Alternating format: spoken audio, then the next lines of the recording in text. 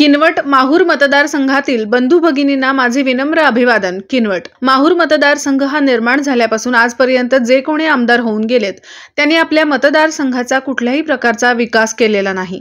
या मतदारसंघातून एक आमदार स्वर्गीय सुभाष जाधव हे एक अपवाद आहे। त्यांनी आपल्या मतदारसंघाच्या विकासासाठी खूप प्रयत्नशील होते, परंतु ती संधी आपल्या हातून गेलेली आहे। आज आपल्या मतदारसंघाला युवा नेतृत्व म्हणून उदयास आलेले श्री सचिन भाऊ नाईक यांनी आपल्या मतदारसंघाचा विकास करून कायापालट करण्याचा मानस मनात बाळगून सर्वतोपरी प्रयत्न करीत आहेत।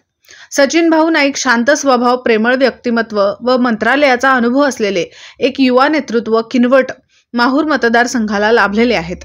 म्हणून ही संधी परत आपल्या हातून जाणार नाही याची सर्व मतदार राजांनी ठामपणे निर्णय घेतला पाहिजे आणि सचिन भाऊ नाईक यांच्या नेतृत्वाखाली सर्व कार्यकर्त्यांनी प्रत्येक गावात टीम तयार करून संपूर्ण मतदारसंघ पिंजून काढला पाहिजे।